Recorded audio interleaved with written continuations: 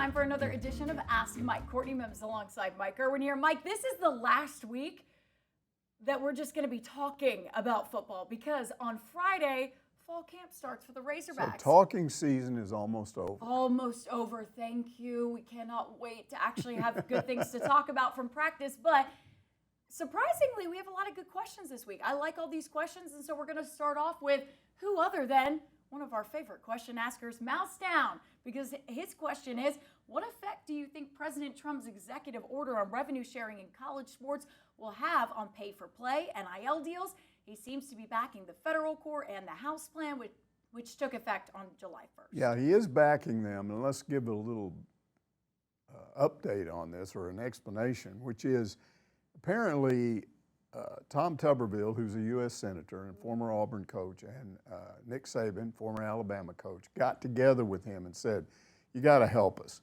because if the way this thing is going, if it continues to go, revenue sharing may just end up being a bust. Because if you get these lawsuits, and the whole key to revenue sharing is to get pay for play inside the schools where there's a cap. But if you leave pay for play with no cap on NIL deals, then schools that have a lot of money continue to offer these big NIL deals, and you won't be able to do anything about it. You could still steal players by offering more money. You could get better. Texas Tech just went after a top high school offensive lineman. Now, they used it with their revenue sharing money. They did. But if you do this with NIL and you had $3 million to throw away on an NIL deal, nothing would change. So apparently they're saying, you got to help us, President Trump. Well, what does that mean when he issues an executive order? You can still get sued. Yeah. And I've always said, and you disagree with this, that if this comes to a lawsuit, which it probably will, you get into court, and Deloitte is going to have a representative sit up there on the witness stand and explain why they reduced an NIL deal from figure X to figure Y. Yeah. And if they explain it well enough, the court may accept it. But you say there's still no way to get around it being an antitrust violation. And that's the same thing with this executive order when I've talked to people about that. It just seems to me, because President Trump's orders specifically states that athletes should not become employees of the school. Yeah. And this is the solution. We've said it all along. If you make them employees, then you can have an employees union, and you can have a CBA, which is what the pros collective have. bargaining agreement, and then you've got controls. You've got a salary cap. You've got all of this, and that's all. Why they keep fighting this now? I know the administration at a lot of schools don't want it. Yeah. Because I don't know why they don't want it. It opens a can of worms, right? Because then you get into the question marks, and this is what I've talked to certain coaches who are against this, who are against making these athletes employees of the university. It opens up question marks. Do they get a 401k? What kind of health benefits do they get? What kind of benefits do they get? How far are we going to go with all of this stuff? Here's the thing. They would still be part-time employees because they work 20 hours a week in sports. But are they part-time employees? Because it might be that they work 20 hours. Right? But that's only practice. Games are more than that. Travel for games, things like that. So can you really fight that they're part-time? It's supposed to be 20 hours total. Well, but is it more than that with travel and all of that? Maybe it's supposed to be figured in. Okay. I don't know. I don't know that. That's one of the arguments. But I agree that this presidential order doesn't do the one thing it does, and people are overlooking this, because you and I were talking last week about all these rumors we were hearing, that if you were an athletic department and you didn't have the $20.5 million to reach the cap, they might start cutting scholarships in other sports or cutting other sports. His executive order, which still can be challenged, says you can't do that. Right. But the other thing it says, I mean, you still can, it's just protecting those Olympic sports, right? What he could do as president is he could say, okay, you violated my executive order, I'm withholding federal funds from your school, because he can do that. I think, right, but then you're also going to get into, again, the court's challenge, it's going to be challenged and things like that. Here's what the executive order does. And I'm going to say this because this is what lawyers have told me. Right? In the short term, will it do anything? No, it won't do anything. And I talked to a lawyer that is a huge Trump supporter, so I'll say that. So they said in the short term, nothing. In the long term, it might be able to do something. Because here's executive orders still he's not overturning any antitrust laws. He's not overturning that, so it still has to abide by the antitrust laws that are put in place, right? It can't change the law, and it can't change state law, right? Who has the power to do those things? Congress. Congress, so right? you get the Senate involved So and get them to approve it. Then they right. send a bill, a joint House-Senate bill for President Trump to sign. There you go. So this is what I feel like he's doing here. This is what I'm predicting. And I feel like other people are the same way. Maybe what this does is shows that, hey, President Trump cares about college athletics, and he wants to see them survive and keep continuing just like they were. That can't happen now, so he's trying to intervene and help. Maybe it spurs Congress to put in some legislation that actually will help. Right. Congress is the thing here. Bottom line, though, Congress is help, please? we don't know right now where this is all headed. We don't, and we still. It is. I commend Hunter Yurchek, John Calipari for commending him for doing this, because I think they're on the same page that, hey, maybe you guys are taking this seriously, that we need your help to make sure that college athletics doesn't completely blow up, right? Okay. So we'll see what happens there. Okay. Hot Dogger wants to know, who determines the SEC Media Days schedule? Seems like Arkansas is either the last or near the last day of the conference. Would it help if they were scheduled at the beginning or close to it? See, I think this is wrong. I think he's wrong about that. I think it happened this year. But my experience with Media Days is they move it around. Arkansas, they've been first. I've seen them in years in which they go on Monday. Right. And I've seen middle of the week. I've seen end of the week. I think they rotate that. Well, I'll say this. I talked to someone who determines that schedule at Media Days, and usually I'm going to say this cautiously, but usually you schedule the teams that you believe people are going to show up for the 2 middle days, right? Yes. So that Tuesday and Wednesday. The Monday and Thursday are usually the teams that people may not be as hype about. Yeah. So that's how the schedule is kind of determined, is, okay, we're going to put the people that everybody's hyped up about. So your Texas, your Alabama, but I still Ole think Miss, if you went and looked, it wouldn't be that way every year. it's not that way every year. I'm just saying Generally, that they would do it. Generally, some of the more hyped up teams are in the middle. That's what I was told. Hey, So you can argue construct it. it in ways that people can arrive late and people can leave early. There you go. Exactly, Mike. So you don't miss out on the team that you really, really want to cover. So that's what I was told. WV Hog fan asks, with this year's schedule, do you think Coach Pittman should be considered Coach of the Year if we win 6 or 7 games? Look, it probably would take something like 10 games for him to be Coach of the Year, but even that doesn't guarantee you anything. Here's what you need to understand about Coach of the Year. I don't care what school you are. Let's say you're Mississippi State and you're not expected to do anything this year, and you suddenly pop up and finish 3rd in the SEC or 4th. That you might think, okay, wow, your coach is Coach of the Year. Yeah. But somebody else might come up and do something even bigger than that. What if Arkansas won 10 games, but what if Missouri won 11? Yeah. So all of a sudden Drinkwitz gets 11 wins and he's Coach of the Year, and maybe they beat Arkansas, or even if Arkansas beats them, what if they both went to the playoffs but Missouri went further? There's just all kinds of things that go into you being Coach of the Year. And it's not always just, hey, your team wasn't supposed to do well and they did, okay, you're Coach of the Year. There's no way you can be Coach of the Year with 6 or 7 wins. Who was it last year? Do you remember who was it? I don't remember. We don't even remember who it was last year. Jacob, I'm going to ask her off screen. Jacob, do you remember who it was last year?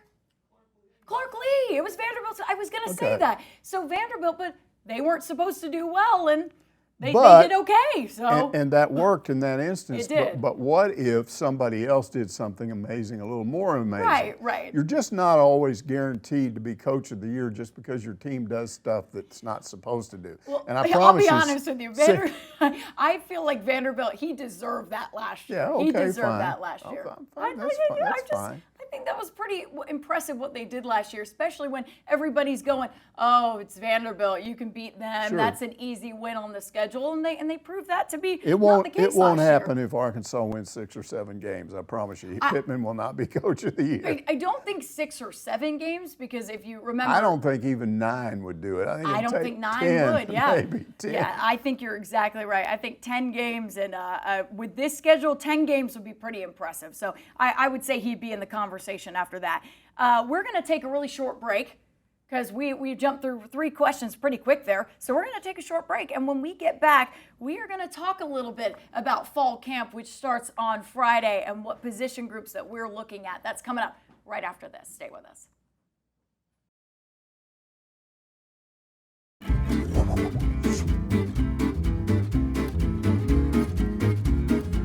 Welcome back to another edition of Ask Mike. Courtney Mims alongside Mike Irwin here. Mike, I like this question from H.L. McCamish here. I usually like your take on things, but I saw a podcast where you picked the football team to win 8 regular season games. With that schedule, you have to be joking, Mike. Where did you, what podcast? It was with Evan. Oh, okay. And all we did was take the schedule, Arkansas schedule, and go down all 12 regular season games, and just talk about what could and what might and might not happen. Now, you need to always do the fine print, because he apparently didn't pay attention to what we were saying.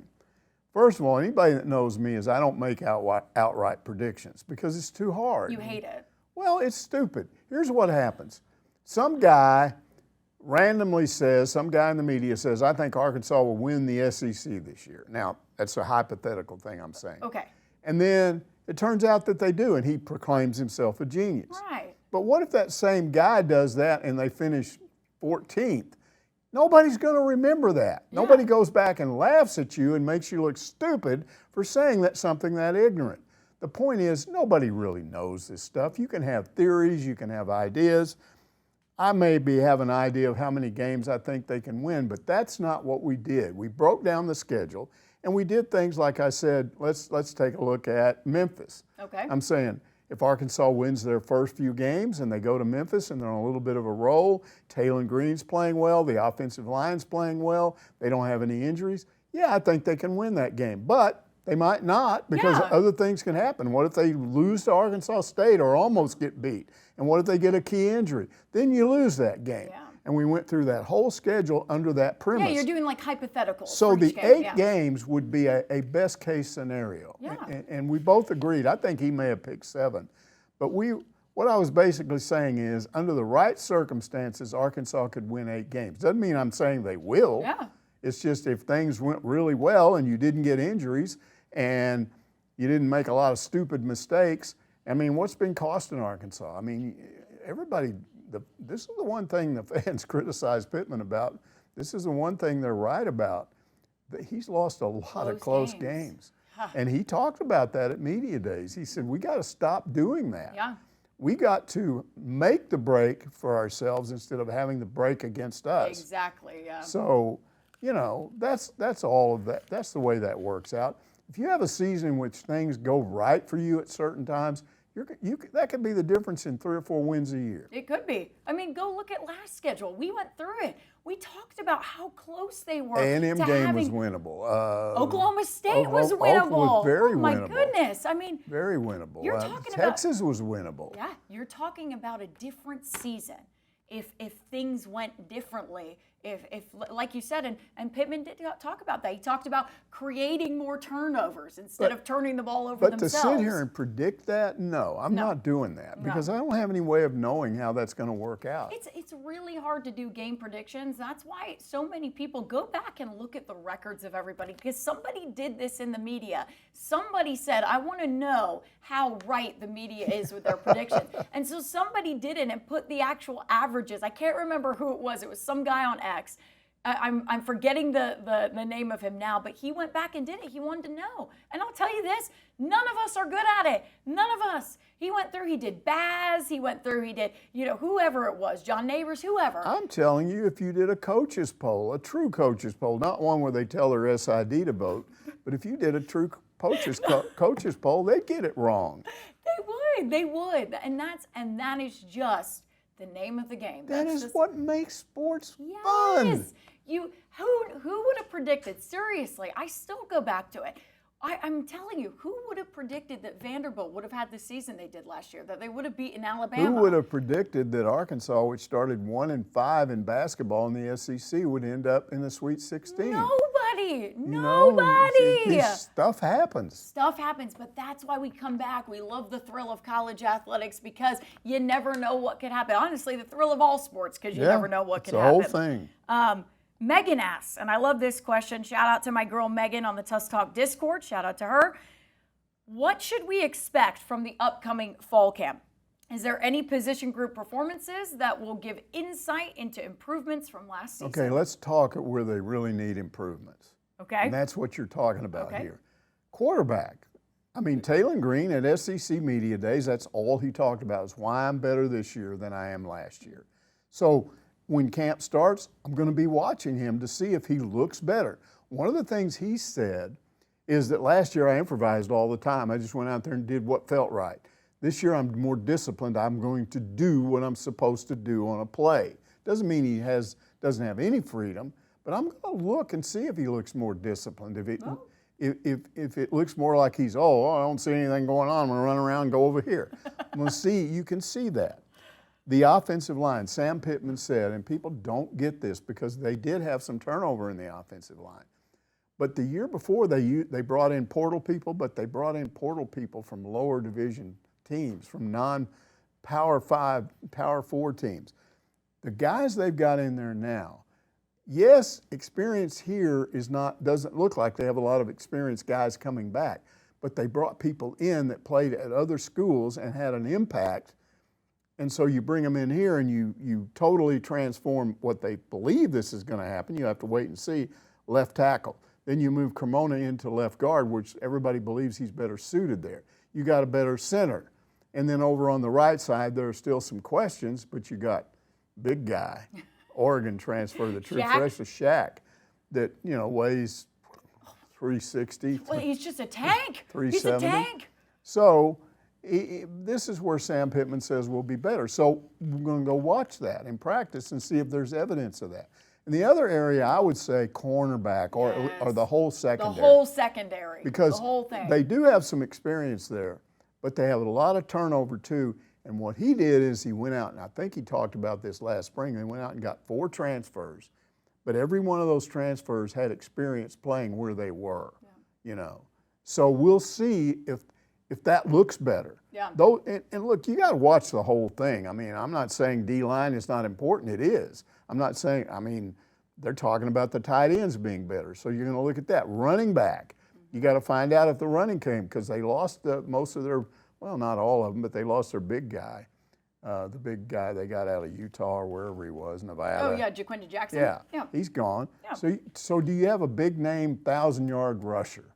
Probably not. It's probably going to be running more by committee, but can you be effective with your running game? Yeah. Because if you're not, passing game is not probably going to work either.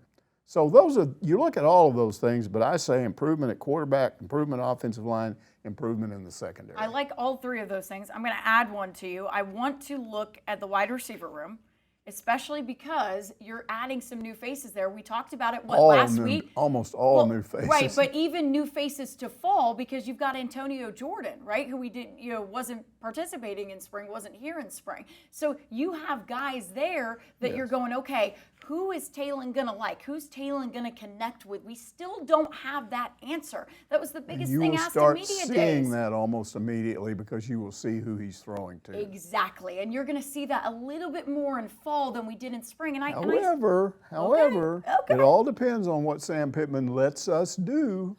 It's different in the fall than it is in the spring. We typically have to get out of there after about 4 or 5 periods, so there's all this stuff we don't see. So is he going to that's the question, because we have a question right now, because Kyle hasn't sent out his email yet, letting us know what the drill is for fall camp. So how much are we actually going to get to see of this team? I'm intrigued to know that. But also, again, like I mentioned, Antonio Jordan's not the only guy coming into the fall and that we didn't get to see in spring. There's a few other faces as well. So some of those new guys that we didn't get to see. Big guy with the bushy hair at defensive tackle, Samoan. Yes, he seems really cool. I can't wait to see him. And then the other thing too, Mike, is during spring, and we even noticed this because Braylon Russell, he wasn't participating consistently, right, in spring. And so guys like that, we even noticed some other guys. Cam Ball didn't participate in spring. So we're just going to get to see this team a lot differently than we did in spring. So I think that's what I'm excited for most, is that we got a little teaser of them in spring, but not the whole thing.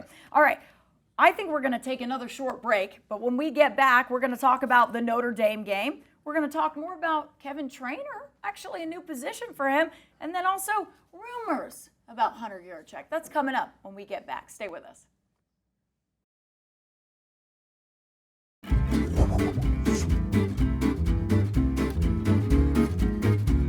Welcome back to another edition of Ask Mike. Courtney Mims alongside Mike Irwin here. Mike, I got to talk to you about this because Razor Alex 88 brings up a great question here, and I was shocked when I looked at this, the ticket prices for this game just the other day.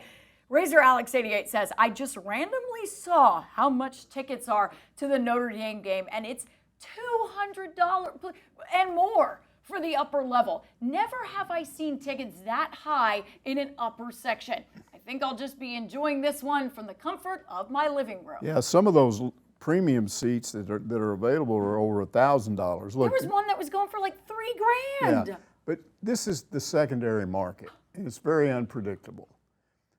Here's the thing that some people need to understand. This isn't what Arkansas is charging people to go to the game. No. So how do you get these prices? Well, first of all, when you don't sell the season out with season tickets, a lot of people can go in there and say, I'm going to buy this game or I want to buy that game. So I don't know the names of all these outlets because I don't deal with StubHub. Ticketmaster, StubHub. Yeah. But they get hold of these tickets, and the farther out I think you are from the game, the more they're going to jack it up, and then they can lower it if it looks like they might not sell it. They're trying to get maximum money out of a situation. Now you're going to have some Notre Dame fans that maybe want to come, and they might be a lot of Notre Dame fans. Yeah, they might be willing to pay more than say an Arkansas fan would to see this. I also have to say that you probably have Arkansas fans who have season tickets who have said, you know what, I think we could get a lot of money for that. So they put the tickets for that game up.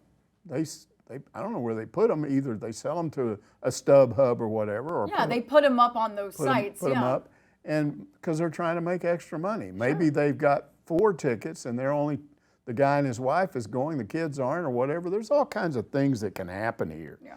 But I wouldn't be too surprised by this. I think the closer we get to this game, the price will either look good and stay where it is, and that's if Arkansas is playing really well early, or they could drop. If they're not playing well, yeah. I mean, it's going to. And I mean, Notre Dame might not play well. We don't know. No, we don't know. Yeah, we don't know. I just think that game it's one of the hottest games of the entire season, because when I was talking to people who cover Arkansas typically doesn't get a team like that to come in here. No, I mean, this is the first time, right? This is the first time these two teams are playing. That big a name for a non-conference game. Yeah, and so this is a huge historic game for both teams, quite honestly. But I think a lot of people, even outside of the SEC, even outside of, just college football fans, right, are going, aside from Arkansas fans and everything, they're just going, ooh, that game's going to be good. I had someone reach out to me that doesn't even really follow SEC football or anything, go, do you get tickets to that game? Could I get some tickets to that game? I'm like, no, I don't get tickets to that game. No, you can't. And no, you can't. And no, you can't go, because I do not get tickets to that game. But I just think there's a lot of hype around that game right now, everywhere, all around the country. Cajun Hog says, for a while, I thought Yurachek might get run off after he fired Kevin Trainor to save money. Sounds like Trainor was the single most popular employee that place had. Yeah, 100%. Do you think things will settle down now that Trainor has maybe a better job with the university? Yeah, I do think. I don't think Yurachek was ever in danger of being fired because of that, but it was bad PR. This is a win-win because you've probably taken Kevin Trainor and put him into a position that he's even more qualified for than he was with the job. I still think the athletic department needs him, and they're not going to have him. I still think Hunter Yurachek's not going to have this guy covering his back the way Kevin Trainor did, but he's going to be over there. He's an alum himself. There's nobody better at dealing with alums than he is. He's one of the friendliest people you ever meet. Probably hundreds and hundreds of these people that are already in the Alumni Association already know him. So they're going to talk to him. They're they're going to go up to him and he's going to know all the stuff that's going on, you know, so they're going to give him the inside information. It's just going to be a win-win situation. I'm glad for him, but I also think it will help the Alumni Association because he will do a good job over there. Hunter Yurchek's off the hook for that one. Yeah, and I will say this as well. Cajun Hog is correct. He sounds like Trainer was the single most popular employee that place had.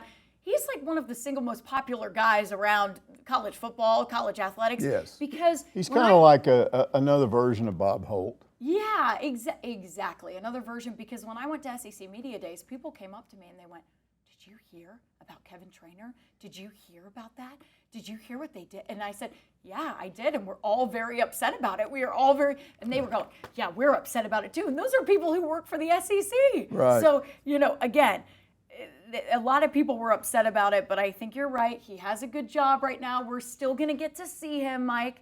So I'm excited he'll still be around, you know, Arkansas and still around town. So we'll still get to chat with him. All right, Hog Redneck asks, maybe Hunter Yurchek isn't off the hook just yet, because Hog Redneck wants to know, is there anything to the rumor that Arkansas's AD is going to fill the AD vacancy at Oklahoma? Okay, first of all, their current AD's been on the job for 28 years, longest tenure in the country and all of that.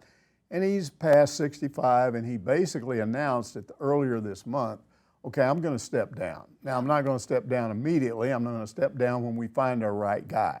So they appointed a committee, and the committee is currently in the process of trying to figure out who replaces him. So that could be in a month, it could be in 2 months, or whatever. He's still going to work until they find the other guy, and then he's going to still work for them in other capacities inside the athletic department. Even after he steps down, he's going to be an athletic director emeritus, something they always wanted Frank Broyles to do, and something he was never willing to do. But so that's the way that's going to work. Now, if you're talking about who they're looking for, I have to tell you, I would immediately go to the OU media. Yeah. Because I know they know what's going on. Yes. They've got the sources. I don't. Yeah. And I don't know that anybody at Arkansas does. And so I checked this out, and here are the names. And I'm not going to give you the names, but the AD at Florida State is under consideration, West Virginia, Boise State, Texas Tech, Mississippi State. Those are the most common. So Hunter Yurchek wasn't even mentioned. No, in none of the stories. None of those. So the chances of him going there seem very unlikely to me. Now, if you wanted to go back to these Razorback fans that don't like him, here's what they're saying. Well, I'd love for it to be true, but how could it be true? Because OU's got a problem with their football program now, and they're not going to have a guy that's also got a problem with his football program. So, right, that's probably, well, they are saying that on the internet. Yeah. But the bottom line is, I don't think that was ever even a thing. Well, you know why this all got started, right? You told me. I told you. There was an account. Yeah, there was an account that probably put this out there. You guys, listen, I got to be honest with Razorback fans out there. Be careful of who you are getting your information from. Look at the account, okay? The person who posted this on X is notorious for trolling people, Get your news from trusted sources. You know, again, us here at the Pig Trail Nation, if we put something out there, that's usually a trusted source. Trey Biddy, you could go down the media, Andrew Hutchinson, you could go down those guys who, again, are going to be your trusted sources in local media. So if we haven't tweeted it, it's probably not, or your Oklahoma media members. There are fans, certain fans that are probably more plugged in with others, but they are not people that are putting stuff up there just to get attention. No. If you pay attention to this, look, life is all about this. If somebody's trying to sell you something and they sell you and it turns out to be bogus, you're not buying from them again. Yeah. You learn. Yeah. Okay, I can't trust that guy. I can't trust this woman. I'll do this. I'll do that. That's how this works. And the other thing, too, you're exactly right. There are fans who are very in the know. I know a few of them that I'm like, wow, you guys know all of this information. Yeah. But those fans, like you said, aren't putting it out there because, A, they don't want to, their source might be their buddy, and they don't want to ruin a friendship or ruin a relationship there. But two, you're exactly right. They're not putting it out there because they know, hey. I mean, this could have been something as simple as, I don't like this guy, I'm going to start a rumor that he's gone.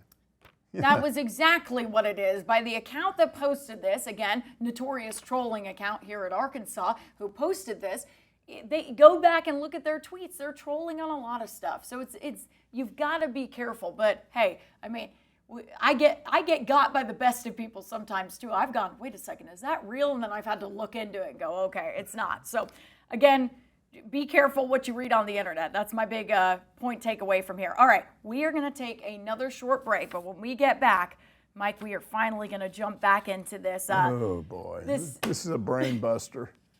We are going to go back to the 69 shootout. We are going to go back to this game, and we are going to finally address the controversy. We're going to address it. We're going to clarify. And we're going to get it right this time. It wasn't you. I got it wrong twice. Mike, you're okay. I should have caught you the second time because I went back and actually watched that game. But hey, we are going to go after the break. We're going to go into depth on this, and Mike's going to explain what he thinks about this call This and touchdown that wasn't. And maybe make some fans mad. Yeah, because I'm viewing this in a different way than I did before. Oh, okay. All right. We're going to get into it right after this short break.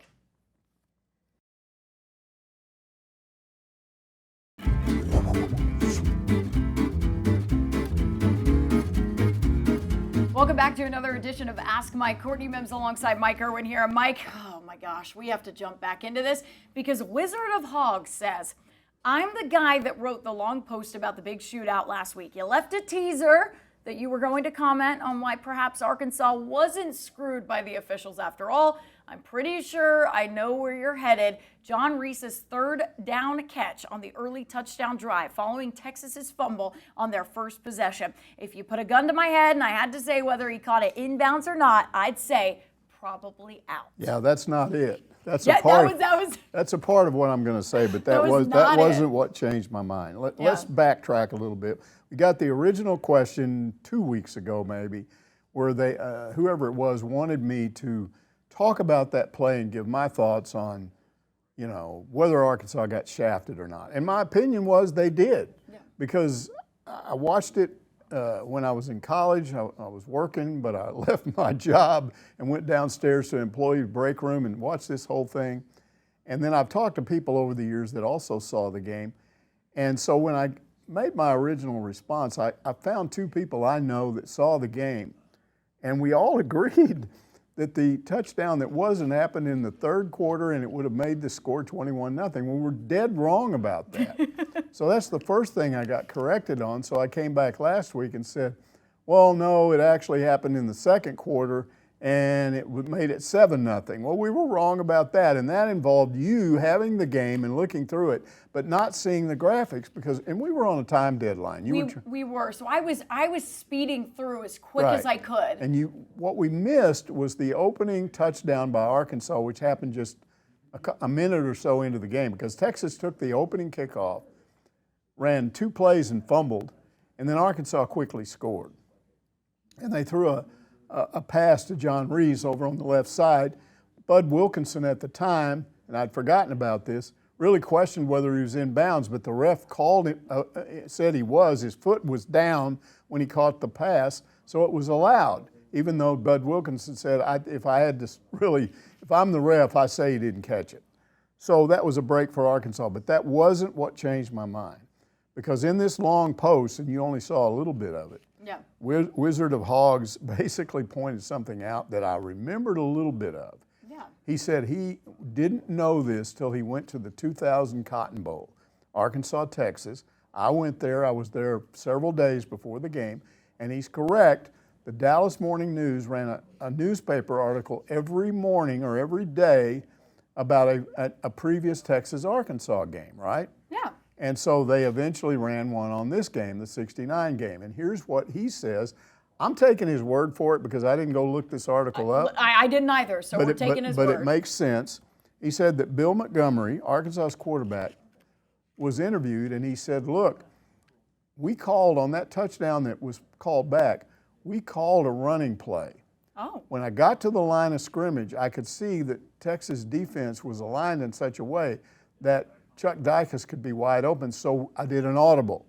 He said Dicus over on the right side heard it, made the proper move kind of down and then across the middle and was wide open and caught the pass.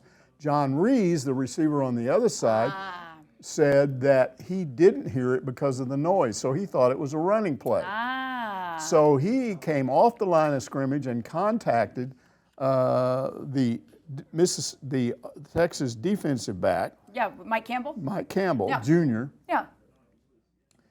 And when this happened, at first, he didn't know, and apparently the ref over there didn't know what it was, whether it was a pass play or running play.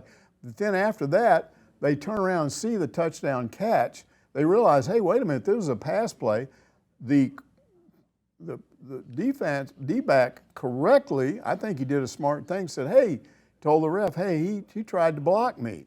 Now, I'm told that if you can see this, and I didn't see it, you can't tell. Yeah, well, on because the play. they don't show it. Yeah. I have no idea. You would have to. But supposedly they claim there was just rudimentary contact. It doesn't matter. If you're a receiver and it's a pass play and you run into, in any way, shape, or form, a defensive back, by the nature of the rules, that's a pass interference. And so by turning and telling the ref, hey, he tried to block me, and the ref's going, I think you're right, and he throws the flag. So you think it was the correct call? I think by the letter of the rule, it is a correct call. Now, I would feel much more comfortable saying that if I could actually see this and see it happen. I'm just going by what was said in this article. However, I will say this. After going back now, we've watched this thing. Here's my view of that 69 game. The refs made mistakes either way. They made mistakes that helped Arkansas. They made mistakes that helped Texas. The thing that decided that game was Frank Broyles. It wasn't Frank Broyles. It was the offensive coordinator making the decision not to kick a field goal but throw a pass, try and score a touchdown. It got picked off. That hurt. The great play by James Street, their quarterback, to throw a pass when he wasn't really known as a passer, and the receiver was just in perfect position to make that. He was covered. It's not like Arkansas's defensive backs made a mistake. They were right shoulder to shoulder with him. The ball just came perfectly into his hands. It was one of those things where they probably couldn't duplicate that one time out of 10, but they did in that moment, and that changed the momentum of the game. I mean, you could go and say on James Street's rambling touchdown run, there was a holding call or there was this or that. You can do anything you want. But I've always believed that most of the time when fans think refs screwed them because of a call, they just made a mistake. People aren't referees just so they can go around and go, I don't like these guys, I'm going to make a bad call. It's their career. It's maybe a secondary career, but they don't want to lose it, and they're not going to be out there making calls just for the heck of it. Yeah, I completely agree with you. So you're saying, conclusion from Mike, possibly got the call right. He would have to see it for further. Technically, I would have to see it, but it sounds like technically it was pass interference. And the refs made mistakes on both sides, so it was, It just, what happened, happened. What happened, happened. Mike, there you go. There you have it, folks. KY Hog says, KY Hog is back. He hasn't asked a question in a while. Yeah. Big Blue fans are now saying that Arkansas's 2026 class is going to blow up because Cal can no longer use Tyson money to get players. What are they talking about? Well, they're talking about revenue sharing, which we mentioned before. And if revenue sharing works the way it's supposed to work, Cal won't have the $7 or $8, $9 million, however much he's had. It will be a more modest amount because the revenue sharing will be mostly football with some in basketball, a little bit for baseball. Like $4 million. So the number will go down, supposedly. Now, some people believe Cal will still figure out a way to get extra money. We don't know that. Yes, because I told you this before, right? They're just going to sue. And so it's just going to be that it violates antitrust laws. That's all. But what these Kentucky fans are reacting to is the fact that Kentucky has already said, we're going to give more of our revenue sharing budget of $20.5 million. We're going to give a lot more. Aren't they giving like half to basketball? And nobody else is doing that. Oh, my goodness. Because that's a basketball school. It is, Basketball, honestly, is more important at Kentucky than football. So what they're basically saying is we got a lot more money than you're going to have. And that may be true if revenue sharing holds up and nothing else happens in the form of NIL money. Yeah, I'm going to sneakily say, I'm going to say here that it's going to be fine. Cal's going to have the money. And I'm more naive than you. In other words, you think I'm naive, but I will say what I've said before. John Calipari can recruit without that extra money because he has such a reputation of getting players into the NBA. He's still going to get players.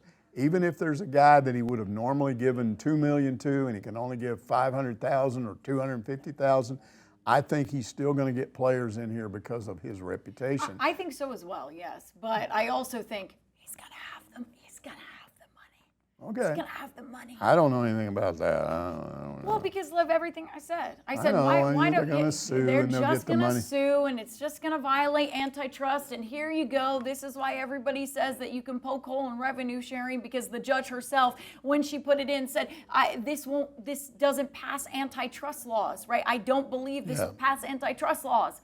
So, what are we doing here, folks? Congress, I tell you this. I'm telling you this again. Congress, help us, please. Maybe someone will listen now that President Trump's getting involved. Okay. Aragorn 500 asks, when will the recruiting websites wake up and realize that J.J. Andrews is the best high school recruit since Zion? Ooh, well, I mean, spicy. And that's in reaction to the fact that he was originally a 4-star. After he had a great end of AAU and his team won the Peach Jam and he was MVP of the Peach Jam. Yeah. He's been upgraded to a 5-star, and I think he's now currently listed around 13th in this class, which is pretty high. Yeah. Zion was 4th, 3rd, something like that. Something like that, high up Some there. people consider him a generational talent, that he was just so unbelievable. And he's still maybe the 4th youngest player to ever make the NBA All-Star team. So he was really highly regarded. Is Andrews in that league right now? Probably not. But these things are all subjective. I mean, it would depend on what happens. I mean, he's already at Arkansas, so it's not like you need him to get ranked even higher because you already got him. You know, what it all amounts to is how good is he in not this year, but next year's team. How good is he? Yeah, I think you're exactly right. And again, like you said, we've talked about recruiting websites so many times because sometimes they're just not paying attention to certain guys, and when they do something like his performance in the Peach Jam, when he does something like that, they're let's look at this guy's tape. Let's look at it. And I think there's something legitimate to Arkansas. Some fans saying, hey, if he was out of the state of Kentucky or if he was out of the state of North Carolina, he would have been a 5-star all along. But Arkansas has a pretty good reputation in basketball. It's not like football. Especially the Little Rock area. I don't know what the deal is, why he was rated so low. A recruiting guru could probably tell us. But the point is, he's now a 5-star, so don't worry about it. Yeah, I think they just weren't watching him. I'm watching enough tape on him.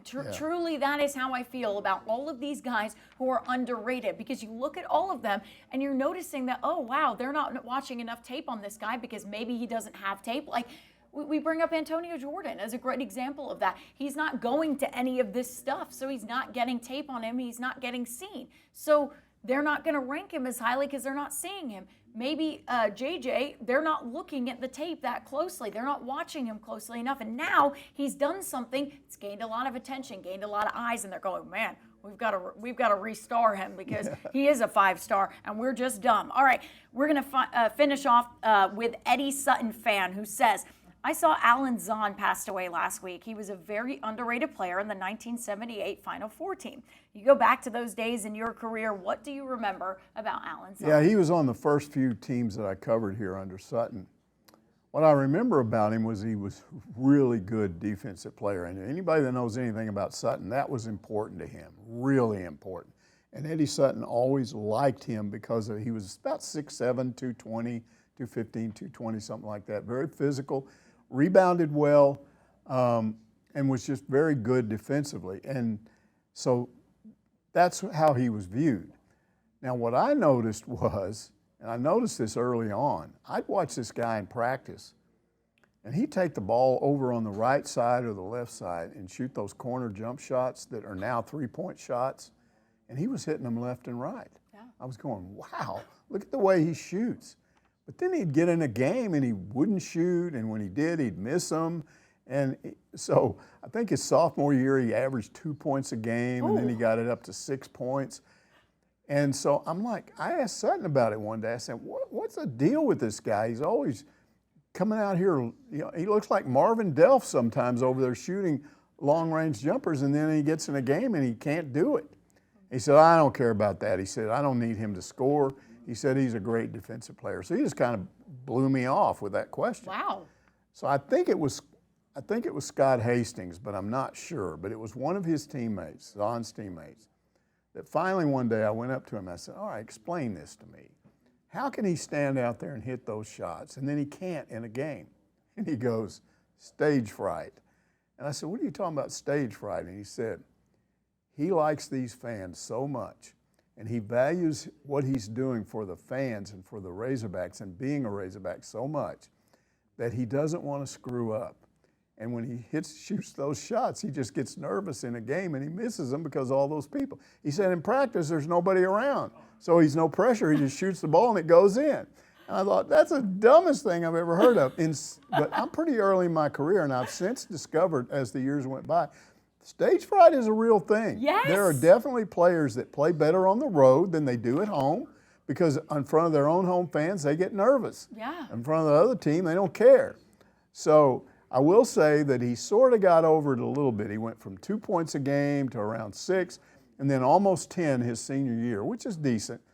But if he could have ever shot the ball the way I saw him shoot in practice, first of all, if there was a three-point line, no question he'd be over 20 points a game. And secondly, even without it, he'd been around 15 a game. Yeah. We just never saw the shooter that we saw in practice. And that's what I remember about Alan Zahn.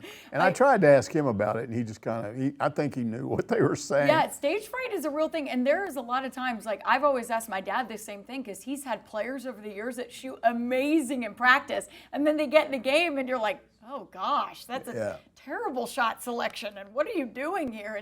And my dad says it just happens. Some guys shoot really, really well when the pressure's off and, can do really well in practice. And he also shot better on the road than he did at home. Yeah, exactly. So. Exactly. Well, that is going to do it for this week's Ask Mike. We will see you next Monday because fall camp officially starts on Friday. Yay, yay. So we're going to have actual content to talk about. We'll tell you what we see from this year's football team. So if you have any questions about what we see from fall camp this upcoming weekend and on Friday, let us know. You can always ask questions on hogville.net and make sure you download the 479 First app on your Roku device, your Amazon Fire Stick, your Apple TV, because you can watch us live Mondays at 7:30 on that app. So go ahead and do that. Make sure you're ready for this upcoming football season with us. But that's going to do it for this week's Ask Mike. We'll see you next Monday to answer more of your questions.